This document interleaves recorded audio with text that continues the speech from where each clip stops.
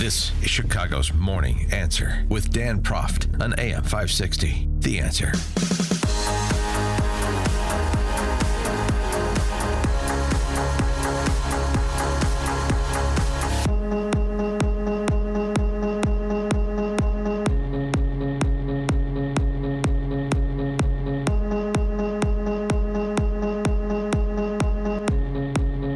Top of the morning, Dan Proft here, and I just have to go back to Trump and Pope Leo for a moment here.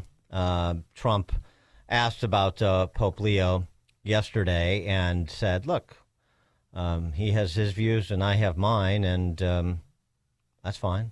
No disagreement with the fact the Pope can say what he wants, and I want him to say what he wants, but I can disagree. I think that Iran cannot have a nuclear weapon. If they do, the whole world would be at jeopardy. The Middle East will be blown up and the whole world will be at jeopardy. We're very close to making a deal. That'll be a great thing. The Pope has to understand, Iran has killed more than 42,000 people over the last few months. Think of it. Protesters without guns, without anything. They were totally unarmed protesters. The Pope has to understand that. This is the real world. It's a nasty world. But as far as the Pope and saying what he wants, he can do that. Now, I know the Pope's brother. He is a... And Trump on whether or not he needs to meet with the Pope.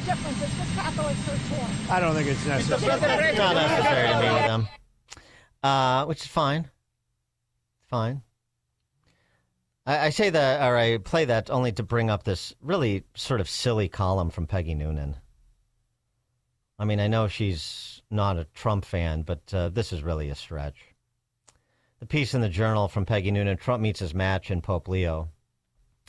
And the reason it's so silly is because she invokes Bishop Fulton Sheen. In the 50s, Catholic Bishop Fulton J. Sheen had a half-hour primetime TV show on Tuesday called Life is Worth Living. It addressed the issues of the day through the lens of Catholic thought. To everyone's surprise, its ratings frequently beat its competitor, Milton Berle's #1 variety show.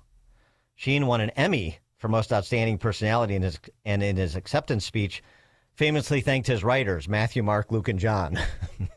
So, I mean, Fulton Sheen was incredible. It said that when Berle teased Sheen about his high rating, Sheen replied it was because he had a better sponsor. I thought I'd share that as our president, who grew up on Milton Berle and the great comics of early television, continues verbal war with a different prelate, Pope Leo XIV, of course. How odd to go to war while already in other wars with the head of a vast and ancient institution, a man whose job titles include Vicar of Christ, Head of the Holy See, and Bishop of Rome, and who's the spiritual leader for 1.4 billion Catholics and the biggest Christian denomination in America. And she goes on to, distill all the things that were said over the course of the last week, and to essentially conclude, to bring it all back around to the Fulton Sheen Milton Berle analogy. To the extent anyone ever wins these things, he will. Pope Leo will. He has better sponsor and better writers. It's an odd thing in the sense that, if we had a pope with the intellectual gravitas of Fulton Sheen, things would be very different. And I would encourage people to go, starting with Peggy Noonan, to go back and listen to Fulton Sheen's discussion of patriotism and his comparison contrast of Thomas Jefferson to the Archangel of Terror during the French Revolution, the leader of the Jacobin Revolution, Saint Just. What Sheehan has to say about the small L liberal and the big I illiberal despot, Archangel of Terror, as he was known.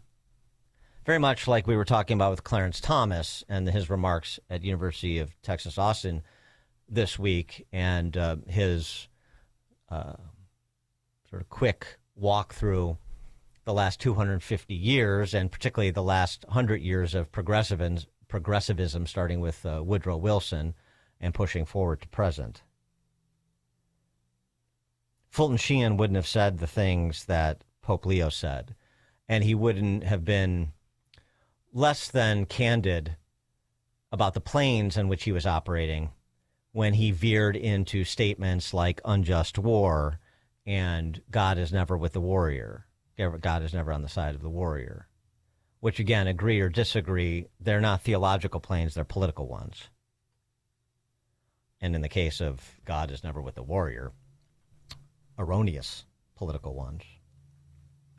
On to more secular temporal matters. Trump also had this news yesterday, which is being sort of under-discussed given the impact, if this is true, that Iran has offered general agreement to two key pillars of Trump's demands. The big thing we have to do is we have to make sure that Iran does not have a nuclear weapon, because if they do, you want to talk about problems, you'd have problems. So very important is that Iran does not have a nuclear weapon, and they've agreed to that.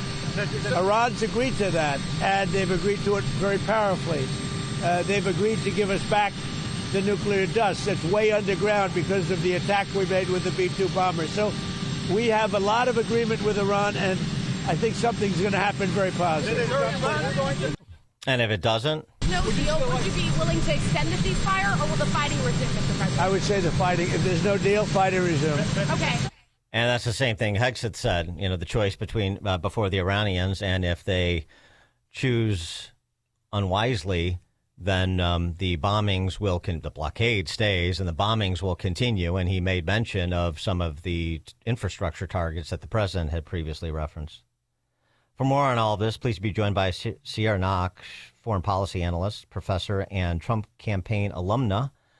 Sierra, thanks for joining us. Appreciate it. Yeah, thanks for having me this morning.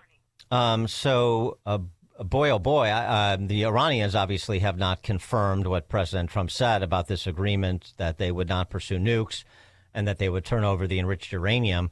But if those two things are agreed upon, given the state of Iranians' wherewithal amid this blockade, we could very well be close to a cessation of hostilities and really an unmitigated victory if all of those things come to fruition.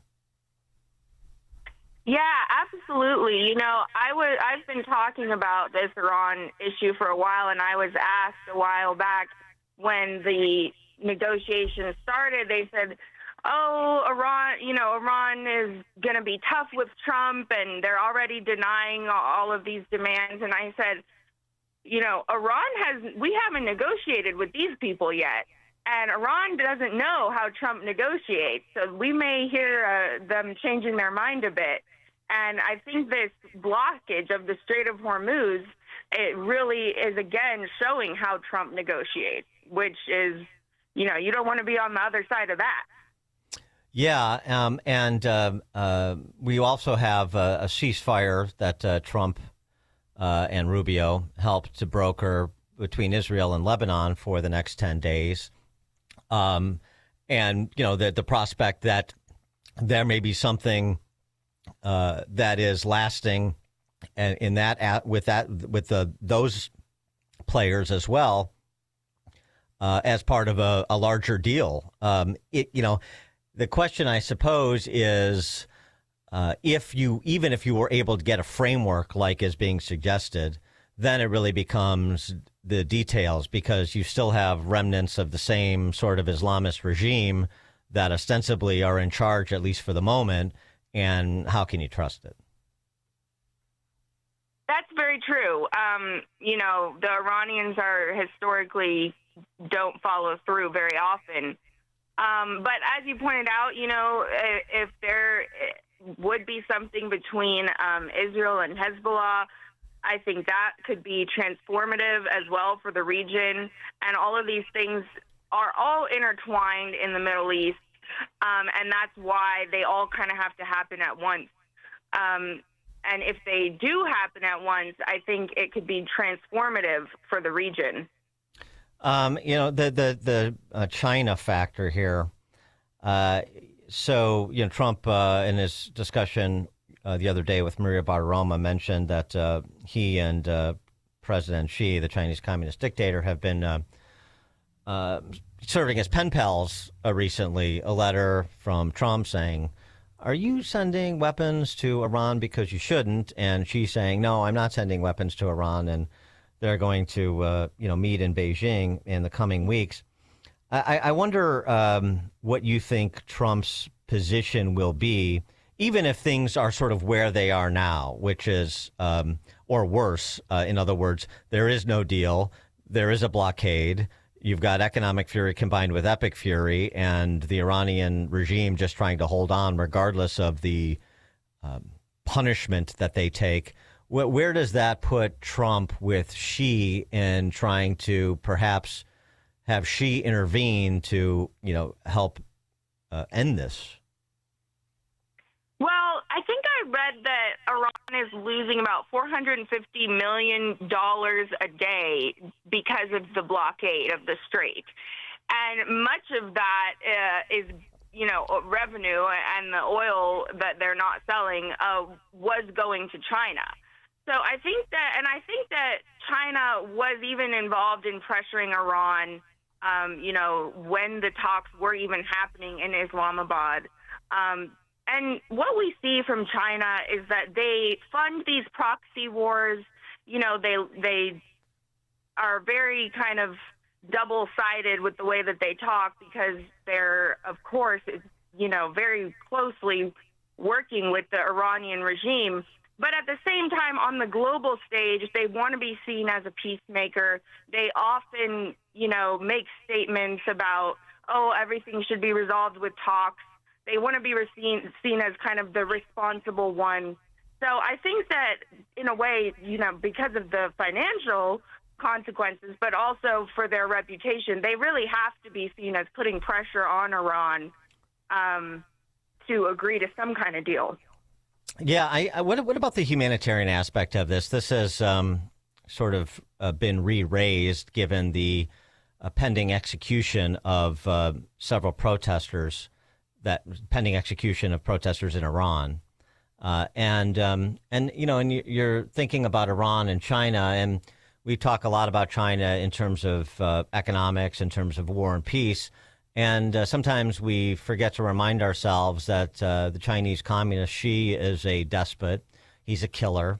They have Muslim minorities in concentration camps, forced labor camps in China. They have, the great Jimmy Lai in prison. And now the report is the Chinese, Hong Kong, but, it's basically the Chinese Communist government now, moving to seize his property on top of it. So, is there a play, do you think, for Trump to include this aspect? Now, we're hard-headed about this. It's America first. It's what's in our interests.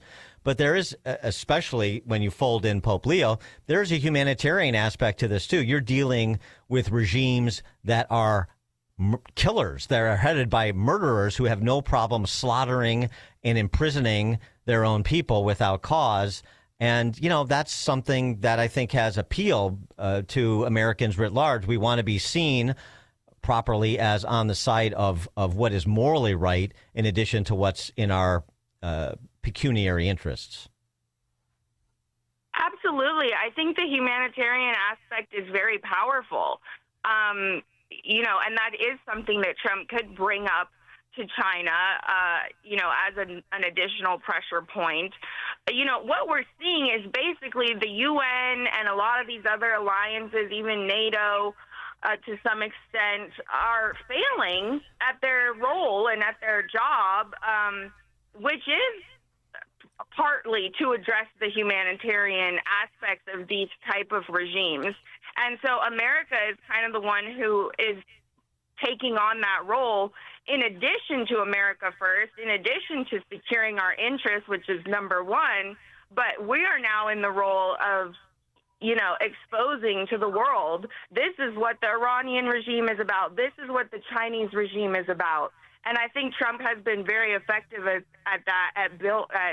building on the diplomatic side, hey, these are the kind of people that we're dealing with. This is their reputation. Is this really what you want to be aligned with. Well, right, and so that, I know this is not his inclination because it's just not the way he sort of deals, particularly with Xi, but with even heads of rogue states generally, because he's Trump, the business guy, the deal maker, tries to he uses puffery rather than moral clarity, the way that Reagan did, for example, in terming the Soviet Union the evil empire. But this may be a moment where some moral clarity to shame Western European nations who have been lethargic at best in terms of their response here to assisting the U.S. and Israel. Maybe a way to shame them into action by making by making an appeal to their stated values, if you will. Absolutely, and I recently wrote about this in an article for The Hill, but basically I wanted to get away from the conversation about Trump leaving NATO because, he can't really do it without congressional approval. He can draw down troops and things like that, but, that's a question. Does he do it? Does he not? Basically, that's the end of that conversation. But what is happening to these countries who are actually aligning basically against the United States? I mean, they actually did align against the United States in a UN vote to open the Strait of Hormuz, and they shot down France, aligned with China and Russia, to shoot down the resolution. But what is happening to them just geopolitically on the world stage with their reputation? And I think that's the more important question to look at, and it's not good. Israel is pulling out of things. I just read that Israel and the U.S. expelled Spain from the multinational coalition in Gaza. The GCC countries, there's talk of boycotting European goods. So it's really about, as you're talking about, this moral clarity, and there are people who are looking at this and saying this is an important conflict for the world. This is about keeping nuclear weapons out of the hands of evil terrorists.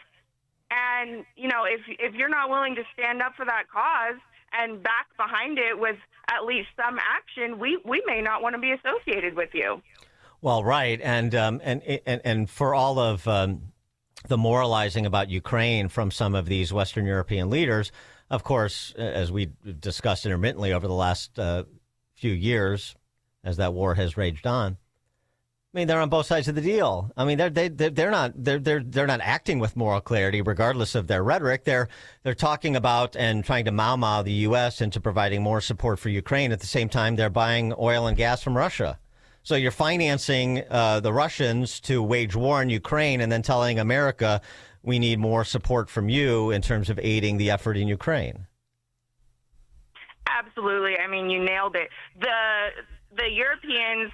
I just read that Spain, who's been one of the most vocal of the countries condemning Trump and the whole Iran conflict, they spent 355 million euros on Russian oil in March, just recently. So they are funding the Russian machine that they constantly talk about. We're so helpless against these Russians. Please save us. No, you guys are funding the Russians.